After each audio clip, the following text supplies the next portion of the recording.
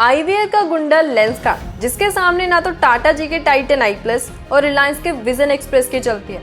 मेरे पास कोई business plan नहीं था, ना मेरे पास कोई बिजनेस एक्सपीरियंस था। तो ऐसी शुरुआत हुई लेंसकार्ट की जर्नी 2011 में। आज 230 से ज्यादा सिटीज में 2000 से ज्यादा स्टोर्स हैं। वहीं पर टाइटन आई प्लस के पास मात्र 860 स्टोर्स हैं। रेवेन्यू की बात करें तो लेंसकार्ट 5 गुना ज्यादा कमाता है टाइटन आई प्लस से। शौक तो अब लगेगा कि रतन टाटा जी ने टाइटन आई प्लस के होते हुए लेंसकार्ट में अपना स्टेक खरीदा और 5 गुना ज्यादा मुनाफे पर बेच डाला। सोच रहे हो ना लेंसकार्ट ने ऐसा कैसे किया और क्या अलग किया? चलो बताती हूँ इस वीडियो में। लेंसकार्ट आज भारत का सबसे बड़ा आईवेयर प्लेयर है, जिसने टाटा ग्रुप के टाइटन आई प्लस और रिलायंस ग्रुप के विजन एक्सप्रेस को धूल चटा दी है। वो भी इतनी कि जैसे जैसे लेंसकार्ट कर रहा है सेम कॉपी पेस्ट कर रहे हैं टाटा और रिलायंस ग्रुप। पर सोचने वाली बात है कि लेंसकार्ट ने ऐसा क्या अलग किया कि वही सब कर रहे हैं। देखो, पहले ना हमें ट्रेडिशनल सप्लाई चेन समझना होगा। उसमें क्या होता था, पहले हम डॉक्टर के पास जाते, वो हमारी आंखों को देखकर एक नंबर देते थे। फिर ऑप्टिशियन के पास जाते थे, जो कि हमें बहुत सारे फ्रेम्स दिखाते, उसमें से हम एक चूज करते और 7 से 12 दिन के बाद हमें हमारा चश्मा मिलता था। अब ये जो 7 से 12 दिन है, यहीं पर सारी गेम बदल जाती है। देखो, जिस ऑप्टिशियन से हमने चश्मा बनाना है उसको माल भी तो चाहिए, फैक्ट्री भी तो चाहिए, तभी चश्मा बनेगा। तो पहले क्या होता है, वो मैन्युफैक्चरर को ऑर्डर देता है कि ये चश्मा, ये नंबर है, ये फ्रेम है, चश्मा बनाना। जैसे ही चश्मा बना, इम्पोर्टर उसको इम्पोर्ट करता है, फिर उसको उठाते हैं जाकर डिस्ट्रीब्यूटर और अलग अलग रिटेलर तक पहुंचाते हैं। तो ऐसे करके ना ऑप्टिशियन से हमें 7 से 12 दिन के बाद चश्मा मिलता है। अब आपने देखा कि कैसे एक चश्मा बनाने के लिए कितने सारे लोग इन्वॉल्व हैं, जो कि हर एक पॉइंट पर अपना मार्जिन रख रहे हैं। वहीं पर ना पीयूष बंसल को 2 बड़े गैप मिले। पहला ना, उस समय भारत में कोई बड़ा आईवेयर ब्रांड नहीं है, ज्यादातर मार्केट अनऑर्गेनाइज्ड है। दूसरा, उस समय ना बहुत सारे लोग इन्वॉल्व थे, डिस्ट्रीब्यूटर, रिटेलर, होलसेलर, जो बहुत मार्जिन रख रहे हैं। ऊपर से जो चश्मे बन भी रहे उसमें 7 डिग्री तक का एरर था। तभी ना माइक्रोसॉफ्ट के एक्स एम्प्लॉय पीयूष बंसल ने अपने को फाउंडर अमित, सुमित और तीसरा नाम जो कि हम काफी कम सुना होगा, रमनी, पर वो बिजनेस का बहुत इंपॉर्टेंट हिस्सा संभालते हैं, data, supply chain, website, app, उनके साथ ना लेंसकार्ट चालू किया। अब आप बोलोगे क्या मैम इतनी जल्दी थोड़ी ना को फाउंडर मिल जाते। अरे भाई, सदा के लिए माइक्रोसॉफ्ट में थोड़ी ना रहे, बल्कि बिल गेट्स को देखा, उनकी जर्नी से इंस्पायर, फिर क्या जॉब छोड़ी और भारत आ गए। जब वो भारत आए ना, तो उन्होंने देखा कि कॉलेज के स्टूडेंट्स को रहने की जगह ढूंढने के लिए ना बड़ी दिक्कत आ रही। फिर क्या सोल्यूशन ढूंढते हैं, searchmycampus.com चालू किया, जिसमें उनका मेन फोकस ये नहीं था कि पैसा बनाना, फोकस ये था कि बच्चों को अच्छी जगह मिले और मैं ये सीख सकूं कि कैसे बिजनेस चलता है, क्या मैं उसको चला भी सकता हूँ। फिर कुछ समय के बाद ना बिजनेस काफी अच्छा खासा चलने लगा। फिर क्या, दूसरा बिजनेस चालू किया, flyer.com, जिसमें क्या था, सिंपल था कि spectacled, sunglasses, contact lenses dealer से उठाते और सीधा कस्टमर तक पहुंचाते थे। पर ये बिजनेस जो था वो यूएस में था। फिर उनको पता चलता है कि भारत को ना ब्लाइंड कैपिटल कहा जाता है, पर दुनिया में बहुत से ऐसे लोग हैं जो देख ही नहीं सकते। हिंदुस्तान में 50% ऐसे लोग हैं जिनको चश्मे की जरूरत है, पर उसमें से खाली 1/4 ऐसे लोग हैं जिनके पास कोई चश्मा है।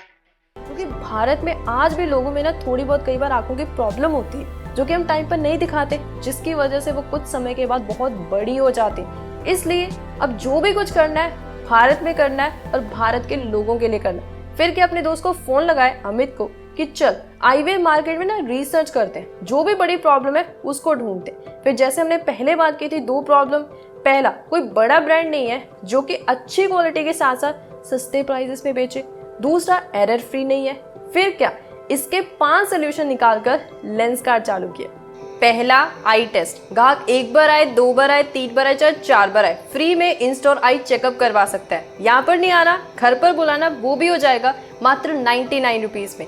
दूसरा, जीरो एरर, जहाँ पर लोकल ऑप्टिशियन से जो हम चश्मा खरीदते हैं उसमें भी 7 डिग्री तक का एरर होता है। कोई बात नहीं, हम जीरो एरर कर देंगे।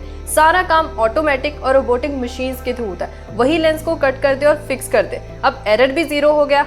अब तीसरा नंबर है good quality at affordable price. अब क्वालिटी तो सुधार ली, जहाँ पर लोकल ऑप्टिशियन हमें 500 फ्रेम दे रहा है, कोई बात नहीं, हम 5000 दे देंगे। चलो फ्रेम तो ठीक है, पर प्राइस का क्या, जिसको निकालने से पहले हर एक भारतीय 1000 बार सोचता है कि निकालूं या ना।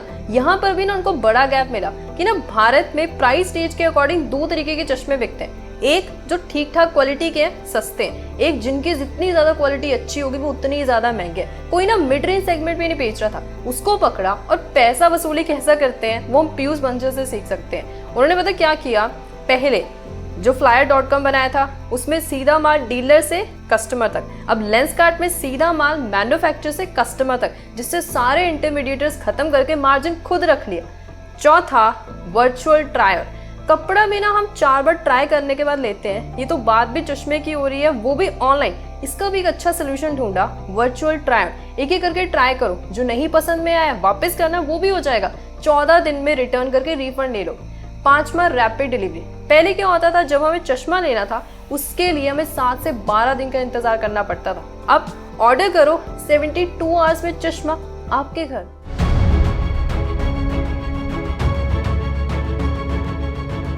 सोल्यूशन तो हमने सुन लिए, पर मैडम सोचने वाली बात है कि टाटा ग्रुप और रिलायंस ग्रुप के होते हुए लेंसकार्ट नंबर 1 कैसे बन गया।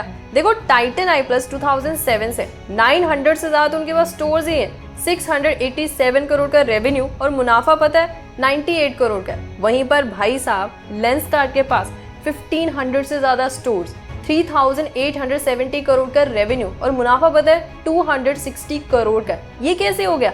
क्योंकि लेंसकार्ट ना पहले दिन से इन 3 चीजों पे काम कर रहा है, जिसकी वजह से आपको पता है रतन टाटा जी ने टाइटन आई प्लस के होते हुए लेंसकार्ट पे इन्वेस्ट किया और 5 गुना मुनाफा लेकर एग्जिट किया। पहला है ओमनी चैनल स्ट्रैटेजी। इसका मतलब ये होता है कि कस्टमर चाहे ऑनलाइन आए चाहे ऑफलाइन आए, जो कंपनी है वो हर एक प्लेटफॉर्म पर कंज्यूमर को एक अच्छा एक्सपीरियंस दे रही है सेल्स और मार्केटिंग मेथड का इस्तेमाल करके। यहाँ पर ना लेंसकार्ट के पास एक प्लस पॉइंट था। प्लस पॉइंट ये था कि उन्होंने स्टार्टिंग से ना ऑनलाइन और ऑफलाइन हर एक प्लेटफॉर्म पर स्ट्रॉन्ग पोजीशन बिल्ड की, जिसकी वजह से आज उनके पास 1.5 टाइम ज़्यादा स्टोर है टाइटन आई प्लस से और 8 टाइम्स ज़्यादा स्टोर है रिलायंस के विजन एक्सप्रेस से। तो चाहे रेवेन्यू हो चाहे मुनाफा हो, हर एक जगह लेंसकार्ट नंबर 1 है। दूसरा, मैन्युफैक्चरिंग सेटअप। इसमें ना कंपनी शुरू से अपनी प्रोडक्ट की क्वालिटी बेहतर बनाने के लिए ना रोबोटिक और ऑटोमेटिक मैन्युफैक्चरिंग प्लांट सेटअप करी। जैसे अभी पूरे वर्ल्ड का सबसे बड़ा आईवेयर मैन्युफैक्चरिंग प्लांट सेटअप किया, जो कि ऑटोमेटिक है, जिसने उनको पहले से कॉम्पिटिटर से अलग कर दिया। यहाँ पर ना मैं एक और प्लस पॉइंट ऐड करती हूँ कि कंपनी वर्टिकल इंटीग्रेशन पे काम करे। इसका मतलब ये है कि कंपनी ने जो अननेसेसरी कॉस्ट जैसे डिस्ट्रीब्यूशन, रिटेलर, होलसेलर सबको खत्म कर दिया और मार्जिन अपने पास रख लिया। तीसरा, इनोवेटिव सोल्यूशन। मैंने ना स्टार्टिंग में एक लाइन बोली थी कि जैसे जैसे लेंसकार्ट करते हैं वैसे वैसे टाइटन आई प्लस और विजन एक्सप्रेस करते हैं। अब जैसे पहले लेंसकार्ट जो है वो ट्राई ऑन लेके आए वर्चुअल, वो कॉपी हुआ। ज्यादा से ज्यादा स्टोर्स खुल रहे हैं, वो कॉपी हुआ। अब आपको क्या लगता है कि जो लेंसकार्ट हैरी पॉटर की कलेक्शन सीरीज लेकर आए वो भी कॉपी होगी? कमेंट्स में बताना जरा। लेंसकार्ट के ओवरऑल बिजनेस का अगर हम निचोड़ निकाले ना तो वो ये होगा। पहला, एक्सेसिबिलिटी। जितना हो सके ना अपने बिजनेस को एक्सेसिबल बनाओ ताकि मार्केट में पता चले कोई ऐसा बिजनेस आया जिसमें सस्ते में चश्मे बिक रहे हैं, जिसकी क्वालिटी अच्छी है, फ्री में इन स्टोर हम आंखों का चेकअप करवा सकते हैं। वहां पर नहीं करवाना, घर पर करवा सकते हैं, पर उससे पहले हमें डीप रिसर्च करनी होगी कि जिस फील्ड में है वहां पर जाने का फायदा भी है, उस एरिया में भी जाने का फायदा है, कितनी प्रोबेबिलिटी होगी वहां पर जाने की या वापस आने की। बाकी सारा काम तो वर्ड ऑफ माउथ ने कर ही देना है।